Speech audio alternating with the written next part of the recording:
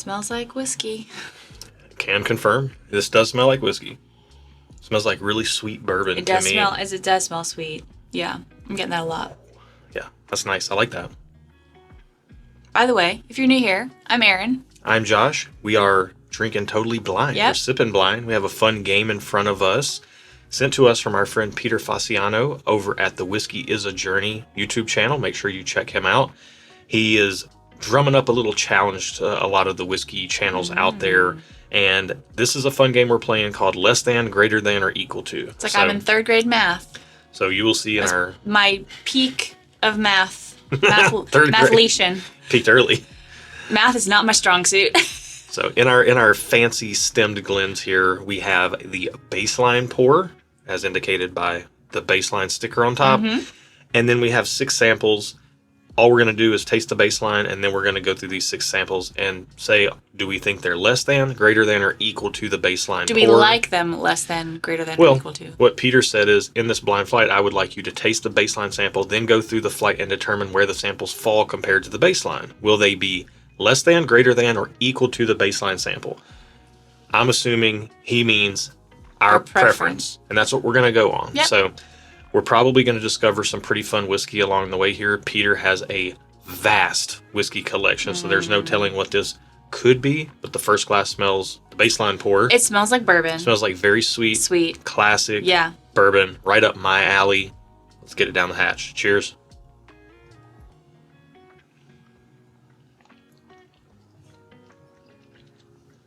Oh, wow. Way too big of a sip of that. Yeah? Yeah. But I was going to say, we do taste a lot of blind things here on the channel if you are new. And we do it to remove the bias of any labels or hype. And we think it's a lot of fun. Yep, So, we do. Yeah. So this tastes good. This tastes like I would expect bourbon to taste. Like, I don't know. It just tastes down home plate, but good. Not middle of the road. It tastes well crafted. But, like, nothing's jumping out at me bad. Nothing's jumping out at me good. It's just really nice, good flavor. Tastes like bourbon. Yeah, really enjoyable, fairly oily, which Solid, I like. Got a nice late spice tingle on it, which I like. Has a good bit of power to it. Yeah.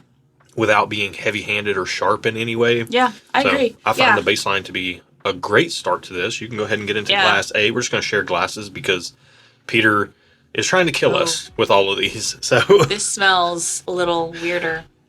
Ooh, we're going weird right off the bat, huh? A little bit, yeah. Interesting. So we're just going to go glass by glass and say what we think. Yeah, it's a ton of fun. Blind flights are not something we typically do on videos. We do them on live streams. Yeah. But this is a fun challenge from Peter. So this kind of tastes like a pink rubber eraser, but it also kind of feels watered down. Ooh, smells nice. It smells kind of funky though, in like a good way. It tastes dark. I don't think, for me, that is less than the baseline. I don't like it as much. It's a little bit too watery. I think I like the flavor, the concentration of flavor that the baseline has. Yeah. The baseline is nice and oily. This is kind of aqueous, little thin, or little, watery, little, as just regular people say. Yeah, a little watery. Ever since we did a barrel pick at Jack Daniels and Jed leading our pick called one of the barrels aqueous, I just can't not use that in Jed's honor because Jed is awesome. If you've been to Jack Daniels and taken a tour with Jed as your host, you know how awesome he is. He's great.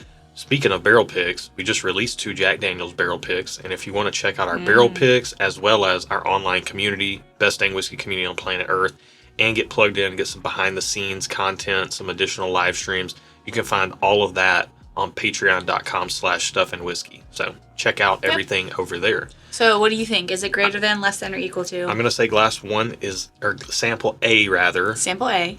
Less than. Less than. I agree. That's where I'm at. So I do need to recalibrate to the baseline pour because I have short-term memory when it comes to whiskey.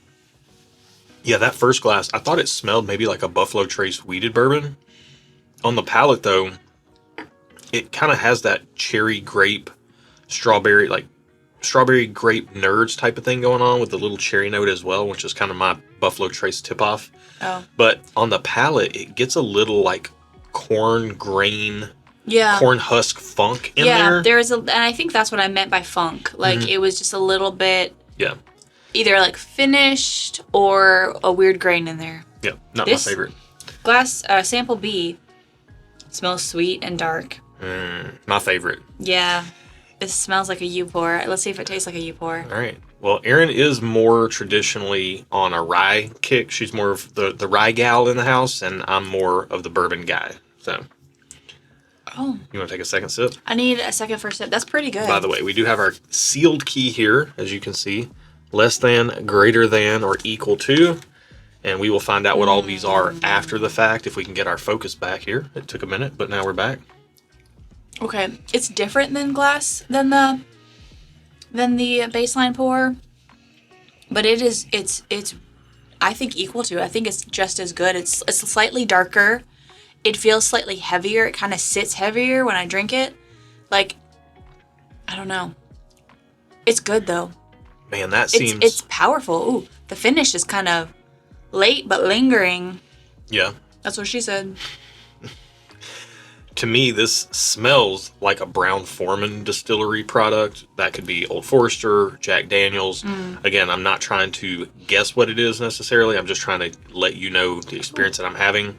And after having a channel for 4.5 years, you start to kind of categorize the way that things smell. Yeah. So it's like when you walk in the door and, meatloaf's cooking. You're like, ooh, you recognize what the smell is because you've smelled it so many times. Love a good loaf of meat. We just had some meatloaf for dinner, some leftover meatloaf for dinner tonight. Have you tried that yet? Drank it? I did try it, yeah. It tastes very Brown-Forman-y as well. I like it. I think it's equal to for me. Yeah, this strikes me as something that it has a little bit more of like the banana walnut, more of like a bananas, almost getting to bananas Foster level of dark. Banana? Yeah. Kind of a sweet walnutty note in there. Interesting. Getting some vanilla. Not I like getting it. I'm going to say less than. The baseline, though. The baseline is so oily. Let me go back. The baseline is good. I like them equally for different reasons. I think I really like the viscosity, the oiliness of the baseline. I do like the concentration of flavor that it has, but I really like the deepness of Sample B. Yeah, I'm going less than. I'm less than on sample A and B. Definitively. Man, the oiliness and the late spice and the balance on the baseline pour is so good. Yeah. Like, it doesn't look like the darkest whiskey on the table. It looks like the lightest whiskey on the table, but we always say don't judge a book by its cover or a whiskey by its color. And the baseline right now is putting up a heck of a fight against some very dark pours that are on the table. Okay, so Glass C smells familiar, and I can't pinpoint. It smells like something I've smelled many times before, but I can't pinpoint what it is. By the way, I will say, Peter, one of the nicest guys in the world, just in general, and his intro to this was sometimes it's nice to just enjoy a flight without dissecting it or picking it apart or guessing what you're drinking. And then he goes on to say, just enjoy this and guess if we want to, but just enjoy it and play the simple game. This is good. Which is a great game. So you said banana on the last one. Banana is typically something I don't get, but on this one, I'm getting a hint of Banana Runts candy on the nose. I don't know if I'm going to taste it, though. Let's try. Okay. I will also say Peter is awesome in the sense that he also supports us in our community charity fundraiser that we host every October for mental health. So if you're interested in that, we've already raised $70,000 over the last few years with the help of the community. We host this live stream. We raise money for mental health, an organization that provides direct hope and help for people in crisis that are reaching out for help. Fantastic organization called To Write Love on Her Arms. If you want to help out, be part of the cause, and want to donate a bottle to that helps us raise funds. You can email us at stuffandwhiskey@gmail.com, and we will log the bottle in our sheet, and you just hang on to it. But we can talk about that more over email. Just email us if you want to be a part in raising a bunch of money. This year, we should hopefully cross over $100,000. That would be awesome. That'd be awesome. So this one doesn't taste as good as it smells to me. It tastes proofy, and that's like all I'm getting is like some proof spice. And it kind of feels watery, but it feels also proofy. I don't know. I don't particularly care for it. I think it's, for me, that's a less than the baseline. Wow. That one, This is really interesting. there's nothing inherently that I dislike about it. I just don't like it as much as some of these others. If that makes sense. Mm-hmm. Sample C for me, less than the baseline. Yeah. It is, honestly, sample B could be a Jack Daniel's single barrel proof Tennessee whiskey. Glass C could be a Jack Daniel's single barrel proof rye. It has that. Is that really? It giving me rye vibes. It has that candied cherry note to it. Really? And a bit of like a artificial orange flavor. And the best Jack Daniel's barrel proof ryes that I've tasted get a little bit marmalade-y, like a little orange marmalade-y. This is a little bit more all artificial tasting. Gotcha. But it still has that note that Jack Daniel's barrel proof rye has. Although I'm not sure that it drinks that hot. Like, those are typically up around 130 proof.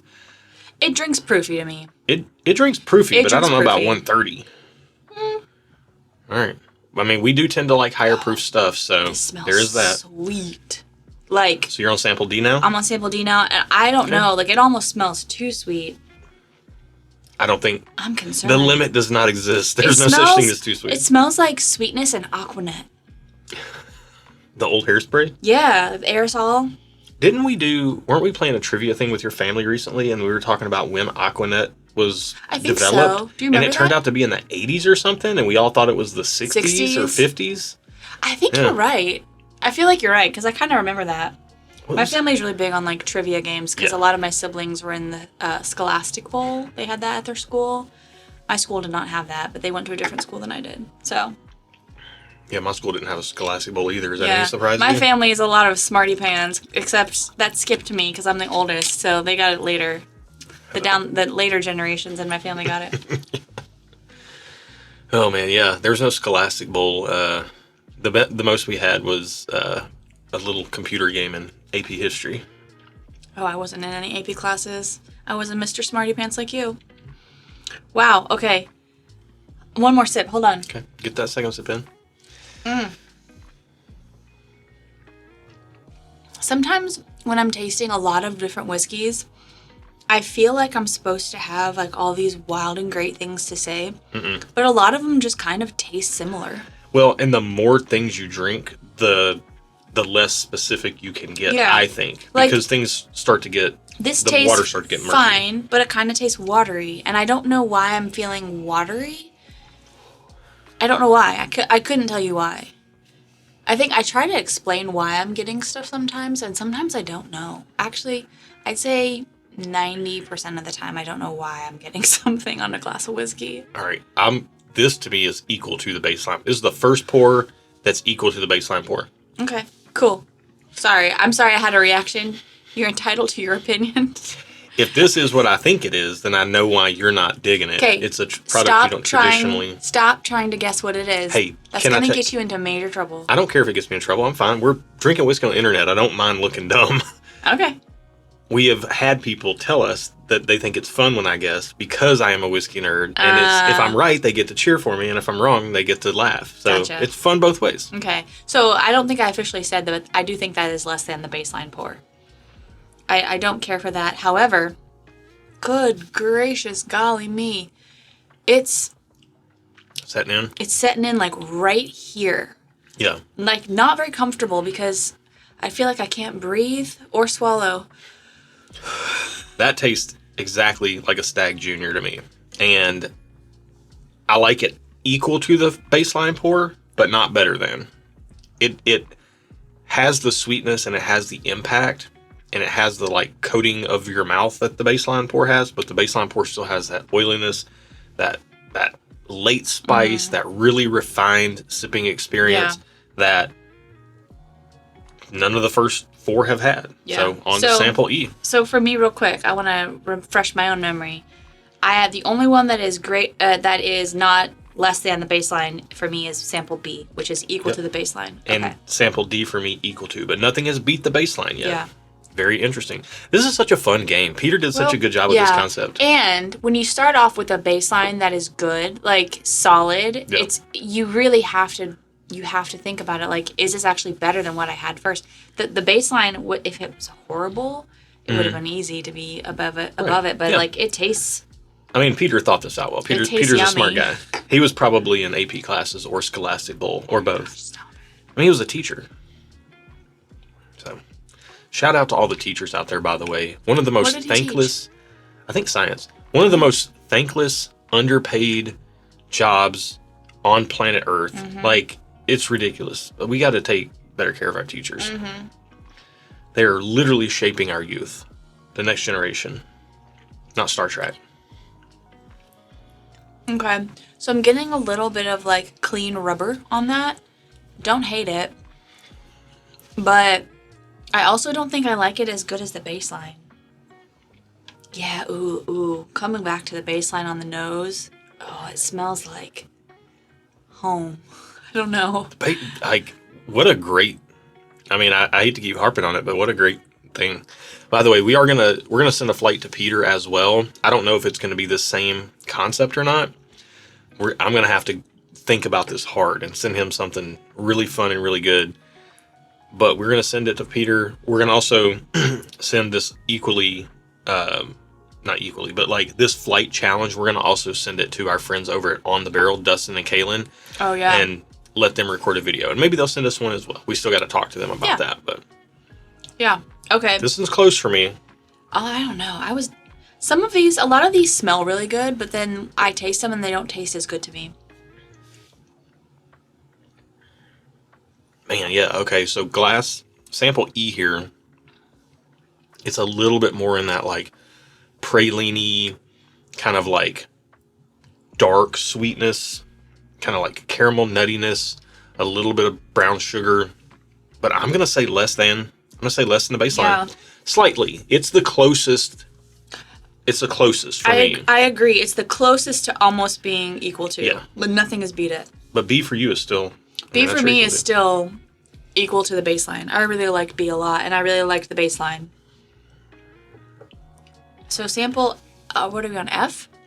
This is the last one, sample F smells really nice. A lot of these smell nice. I think the only one that I didn't love the smell was sample A.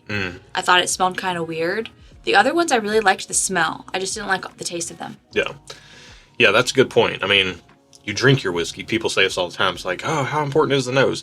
For me, it's very important. I love smelling my whiskey. I love to have a whiskey that I love to smell so much that I'm going to smell it 3 or 4 or 5 times between sips just because it lets me enjoy the whiskey in a different way. For other people, they don't care about that. And that's totally fine. You got to enjoy the whiskey that you're drinking the way that you like to sip it. And I care about the nose a little bit. Like, it does impact my experience, but it holds very little weight. It's just a fraction of the weight. Like, for me, taste is king. Yeah.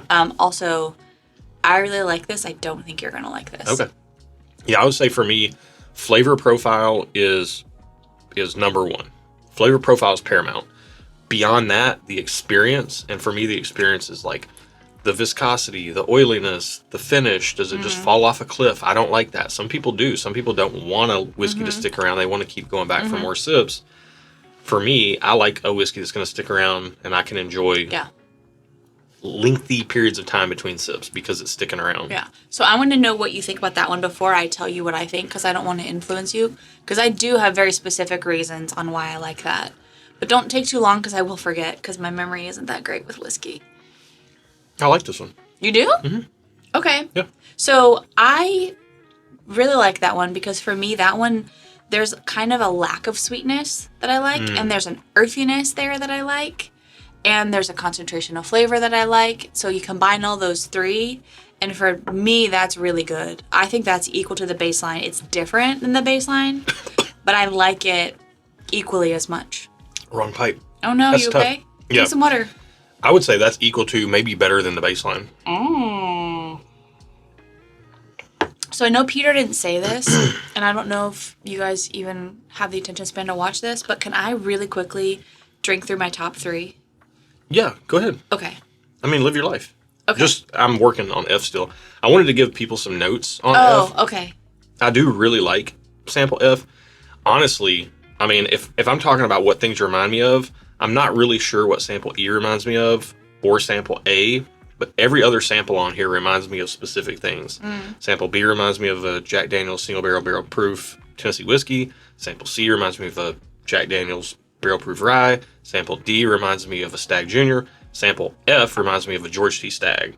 I don't think Peter would have sent me that. I don't even know if he has a George T. Stag or not. But I'm saying that's what this reminds me of with the way the sweetness comes through with like this cherry leather tobacco type of thing going on, almost like a Cavendish pipe tobacco.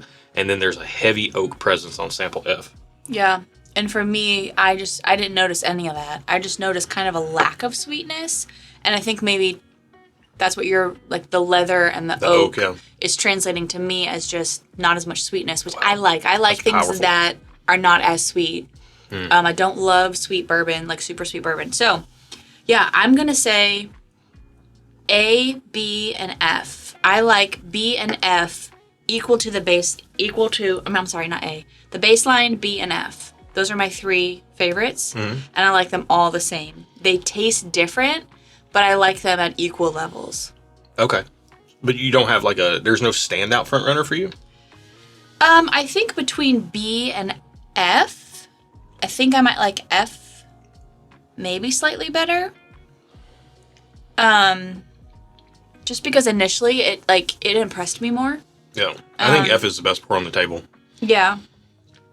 But the baseline's really good too. So I don't know. I'm just going to say those are my top 3. Yeah, I'm going to say, for me, F is greater than. Definitely the greater than pour. Okay. I'm going to put D and baseline on the same level, and then everything else just a step down. None of these are bad. I enjoyed all of these in various different ways. I did think A was a little bit weird, and D wasn't my favorite, but I wouldn't call either of them bad. Yeah, A had a little funk on it. Yeah. If I had to make the least favorite of the flight, it's okay. It's ASMR. Okay. People love this stuff. I mean, there's an ASMR whiskey channel. I've never watched any of their videos. I know it exists. I think they have like over 300,000 subscribers. Oh my gosh. Yeah. All right, so Aaron's handling the reveal duty. We should find out what our baseline is. You want to find out what the baseline is first? Yeah, I don't know the format that Peter's laid it out on, but let's see what our baseline is. Okay, baseline. Jack Daniel's single barrel proof Tennessee whiskey. The baseline is at? It's 127.2 proof. Wow. Yeah. Its bottling date was 9/21/22. Okay. Barrel House 221. Do you know what that means? Okay. South Track. Okay. Yeah. So, yeah. So the baseline was the barrel proof Tennessee whiskey. All right. Okay. We'll see. Maybe he put 2 in here. Maybe. So do you want to go... Value-wise, by the way, that tasted special. Yeah, it was good. It tasted special. And those are like $70-$80, those bottles? The single barrel proof whiskeys? Yeah. Or, yeah. Tennessee whiskey. 75, 80, $85, depending on your market. I mean, I thought that, I'm not even going to say, like, okay. It tasted like, to me, it tasted like the profile of Calumet 18 without all the oak. And so it didn't make sense. But it was oily, it was viscous, it was good. It had that kind of profile, heavy vanilla. I really like that. So do you want to just go through the order A through I think F? so, because we both like F the most. So sample A, the one that was kind of funky. Yeah, both of us are low on it. It was less than. It's a Woodinville 8-year straight bourbon whiskey. Oh, okay. It's 100 proof. Have never had Woodinville before. Or we've had Woodinville. We have not had the 100 proof 8-year. Yeah, so I will say it held up. It tasted a little crafty. I think that was the funk. Remember we said it was either like Wheater funk or craft funk. Or off grain, yeah. But I will say proof wise it held up against the 127 yeah, it didn't fall off a cliff. Baseline pour. So while funky, it wasn't horrible. Yeah. Okay, so sample B. Is this an Old Forester single barrel then? If Jack was the control? Jack Daniel's 12-year batch 3. What? Yeah. 107 proof, 80 corn, 12% malted barley, 8% rye. Wow. Okay. So, hold on. 12-year, that's a special release? Mm-hmm. Okay. Yeah, definitely. I think the proof difference showed here. Man. You think? I thought that was a Jack Daniel's single barrel proof. And it is Jack Daniel's Tennessee whiskey. Jack Daniel's, yeah. All right. Okay. Yeah, it just wasn't as oily as the Control. Yeah, the baseline. It wasn't. And maybe that's the proof difference? Could be, but it is a special release. It did have nice balance. Jack 12 Batch 3 is awesome. We have a bottle. Thank goodness. We like Jack 12. Let me just say we didn't know this was Jack 12, but we do tend to historically like Jack 12. This is just Batch 3. That's the most recent one, right? Yes. Yeah. This single barrel, that's the baseline, is just very, very good. So that just goes to show you that single barrels can compete with special releases, which is what we strive for in our single barrel selections. We do have the barrel number of the single barrel. I'm going to say it. Of the baseline single barrel, in case anyone has it. Yeah, I mean, it's barrel 2200792, just in case you have that in your good luck whiskey collection. Okay. All right, so sample C. C. Tastes like a Jack Daniel's Barrel Proof Rye. What is it? Willet 8-year Kentucky Straight Bourbon Whiskey. Oh, it's a purple top. Oh, it is a purple top, technically. It says purple top right here. I'm reading the words. It's the black bottle. The candy cherry notes make sense now. It's 108 proof. And the watery... everything's making sense on that pour now. It's interesting because these have all been lower proof than the baseline pour, but outside of saying some of them tasted watery, I didn't pick up on low proof. A huge proof disparity. Yeah. That's why we do it blind. Yeah. Because you never know. That makes sense. It tasted like a bad Jack Daniel's Barrel Proof Rye pick, and it's actually Willet bourbon. And I don't like Willet bourbon. Yeah, so. That checks out. All right. Okay. Sample D. I thought it was a Stag Junior. Okay, sample D. And to me, it was the only other thing that was equal to the baseline other than F. It's not Stag Junior, but you historically really like this pour. What is it? You want to take a guess real quick? E.H. Taylor Barrel Proof? No. Russell's 15. Kentucky Straight Bourbon Whiskey. Whoa, okay. 117.2 proof. And it's 75 corn, 13% rye, 12% malted barley is the mash bill. That's it. Wow. Russell's 15 is one that you historically really like. Russell's 15 is outstanding. Yeah. I historically like it too. I didn't like it tonight as much as I liked the barrel proof Tennessee whiskey. I mean, I liked it equally for different reasons. Yeah. This had the balance in the oak. This had the oiliness. So the oiliness on this single barrel is particularly special. I should note that. This is the better pour, but it has very special properties, which is our favorite thing about single barrels. You're not going to get the whole spectrum, but you're going to get something kind of, if you can encapsulate this special experience of this particular thing in the oiliness. Okay. It's awesome. All right. Sample E. I had no clue. Forgate Kelvin 60. Oh, okay. 8-year Kentucky Straight Bourbon Whiskey. Is 125 mash bill. 125%. Wow. 125.6%. 125.6 proof. Proof. There we go. It's proof, not percent. I can speak. It's finished in New Charred Oak casks by Kelvin Cooperage, and it's the Anniversary Celebration Collection. There we go. Okay. Nice. And then sample F. Tastes like George T. Stagg to me. It is George T. Stagg, Kentucky Straight Bourbon, 2022 release. 2022, 138.7 proof. He didn't have the proof on That's here. what the proof on 20. He says that's a monster. He has aged 15 years and 5 months? Question mark? Mash bill number 1 is what he said. This checks out. This all checks out because we've done a blind of the George T. Staggs from 2018 to current day. 2022 is our favorite. Yeah, it is the highest. Doing that. It's the highest proof. It's the highest proof pour in this flight. It's got a good, almost 20 proof points on Russell's 15. Mm-hmm. So these two, the Russell's 15 and the George T. Stagg 2022, to me stood out as the best pours. You did really like. I liked what was it? Oh my gosh. Jack 12. Jack 12. I like the Jack 12 and the George T. Stagg. Yeah. So, and that was my other favorite as well. Mm-hmm. But I love this flight because this was very well thought out on Peter's part. Yeah. Because he watches our channel. He knows, him and I have talked. He knows that I'm ran out of tape. Peter knows I'm such a single barrel fanboy. And I think he knew this was a special single barrel with this like crazy oiliness, heavy vanilla note. Yeah. And I think for him, it's like, let me see if this single barrel can stand up to some both kind of under the radar, but well-known pours like the Woodinville or like the Willet 8-year. Also, let me see if let me slip in like a Russell's 15 and a George T. Stagg and see if the single barrel can upset or rock the boat. There was never a doubt in my mind between B, D, and F that any of those were less than the baseline sample. But man, this was a ton of fun. Great times. Fun. Yeah, this was a lot of fun. I really like the less than, greater than, or equal to. Yeah.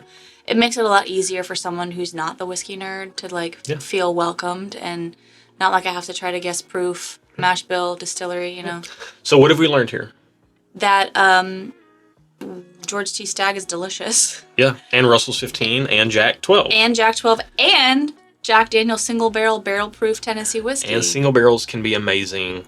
That's why we pick so many of them and make them available to our people. I think that's the key takeaway is this is like a $70 bottle right here. And $70 to $90 depending for on me, your market. Nothing beat it. I had some that I liked as well, just as well, but nothing actually like beat it. Yeah, to be fair, I think they're up to 75 in our market. Other markets are up to 85 or 90. Okay.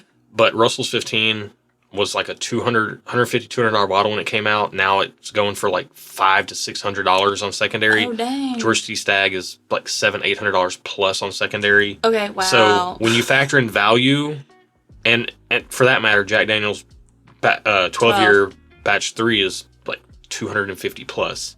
So when you factor in value, Jack Daniel's Barrel Proof Tennessee Whiskey kind of I think it gets takes some the cake. champ status. Yeah. Value champ for sure. Value champ for sure. Anyways, hopefully you liked this video. Hopefully it brought you some entertainment and some insight. That's what we try to do with all of our content over here. And I think that's it for today. That's it. Thank you guys so much for watching. Be good to each other. And until next time, cheers. Cheers. Man. I hope people liked watching that. That was a long one. Yeah, it was fun. Were we boring? Well, we had 7 pours and a lot of comparison to go through. Would you think we were boring? I was I don't trying think so. to not be No, I think boring, we're good. but I'm a boring person.